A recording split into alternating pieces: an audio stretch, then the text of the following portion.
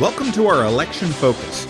With so many races and so many candidates jockeying for position in the upcoming primary, we weren't able to get the in-depth conversation that we had during the Annapolis city election. So this time, we're shaking it up a little bit. We identified key challenged races and invited all of the candidates to pitch us. In each 10-minute recording, we present a single question to the candidate. I am a new voter. Why should I vote for you?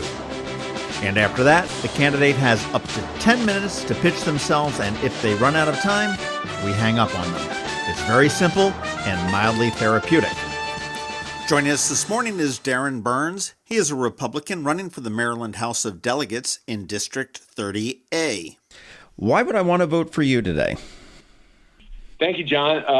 Again, as you noted, my name is Darren Burns, and I'm running District 30A. I think, to summarize it, the best way to say it is that new leadership's needed in Annapolis. And specifically, I think we need more Republicans in the General Assembly in order to break the Democratic control of the legislative agenda and to help Governor Hogan lead Maryland in the right direction in his second term. And I have every confidence that there will be a second term for our governor, who has frankly vindicated the trust that the people put him the first time around. I decided to run not only because an opportunity opened up in our area, which I should say 30A really covers all of Annapolis, from Bay Ridge to Parole, all the way to Epping Forest, down towards Heritage Harbor. It also includes what I would call Old Edgewater, part of Edgewater near the elementary school off Mayo Road. And it even includes part of Arnold up to a portion of Baydale Drive in that area. So as I've mentioned before to folks, that district, is sort of a heart of Anne Arundel County district. It touches on the Severn River, the Magathie, and the South River, and it's an area that I call home. And I was born in Anne Arundel County, raised here, went to schools in Anne Arundel County. I'm now raising my family here. My wife, Bridget, and I have 4 kids, ranging from age 10 all the way up to one that just graduated from college. And we recognize how fortunate we are not only to live here, but to be able to raise our children here.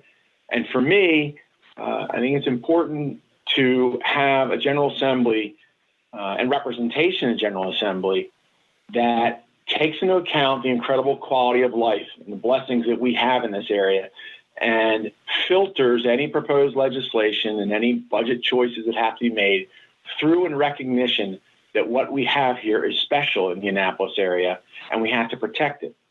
And so when I saw the opportunity to make a difference and represent our area in the House of Delegates, it was a natural thing for me to be called towards. My professional life's been spent pretty much entirely in this area. I've been an attorney for over 25 years. My practice, I do a lot of litigation work, but my practice touches on a number of areas sort of across the economic and business spectrum, as well as public sector. I do a lot of work in construction law and employment law, but some of my main clients over the years have been boards of education and school systems. And as a result of my working on that public sector area of the law, I think I have a real nice understanding of the complexity of large public agencies, and there's no agency larger and more complex for us locally than the local school system. I understand their budgeting process. I understand their strengths and weaknesses.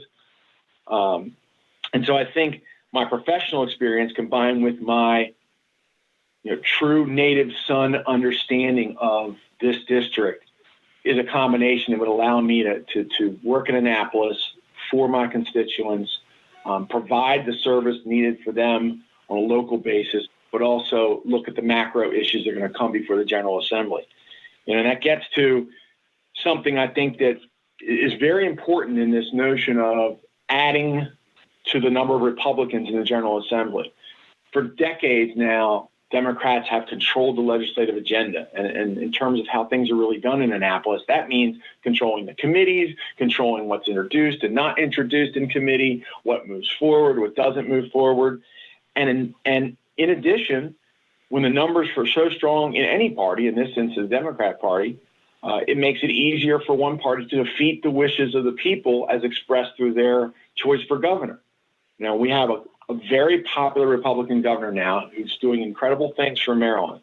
And yet, at certain times, he's going to be frustrated in his efforts by what is effectively a veto-proof opposition, regardless of what the will of the people might be.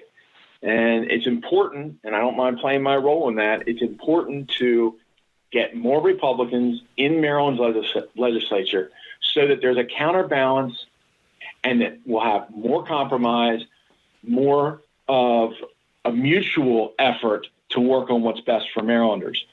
I happened to look at the list of bills introduced this past spring and compare it to previous years, and basically we are averaging over 1,500 separate proposed laws being introduced in that short 90-day session over the last several years. 5 minutes. And I don't know about you, but most people I talk to do not think that we need 3,000, 2,000, or 1,000 new laws every year. There are better ways to solve problems. Some of the issues I think that are facing District 30A in particular, of course, there's always going to be a concern about environmental issues, particularly as relates to those rivers I mentioned. I certainly expect to have a careful eye on any legislation or any proposals that relate to the environment, in particular, the quality of our waters. To the extent we can expand Maryland's natural leadership in protecting the Bay and work with federal and neighboring state partners, I'd like to be part of that. Education and the quality education in our area is always going to be important. It doesn't matter whether your child happens to attend your local public school or not, because in the end, we as a community benefit from as strong educational system as we can have. Annapolis area schools, and that includes the ones in Arnold and Edgewater that would be in our district. They run a great range in terms of the types of communities they represent. And we have incredible things going on in the public schools that we should be very proud of. Some great accomplishments. I mean, some of the kids that graduate from high schools, particularly Annapolis High School, go on to do fantastic things. And sometimes folks are so critical of public schools, we forget their strengths. So I think one of the things I'd like to do, especially as we head forward with Kirwan Commission initiatives and working with folks across the state on funding formulas and things like that and capital needs, is really focus on where are the strengths that we can accentuate and where are the places that we haven't yet lifted up. And to the extent schools are experiencing challenges such as violence issues or perhaps, as has been reported in the papers, some concerns about gangs, or where there are more students than we would wish to see on free and reduced lunch programs or other needs-based programs, we need to ask ourselves how to lift those schools and those communities up to match our high-performing schools and our more fortunate communities. Because if we do that, then we've accomplished something. But you're not going to find a bigger proponent of the schools and their needs than me. And it's certainly something I'll focus on for 30A. Another big piece for me that's important for our quality of life is as the county executive has recognized, mental and behavioral health resources, in particular to fight opioid addiction is going to be critical. And we need to work with the private sector, the healthcare providers, the doctors, as well as public sector resources to do everything we can to fight the scourge of addiction, but also, generally speaking, to improve the access to all kinds of healthcare in the mental behavioral health realm. And so I look forward to working on those issues. Another thing that's really important in District 30A, and a lot of folks care about it, is, as we talk about quality of life, is making sure that we balance development and all that comes with it against, protecting what we currently have.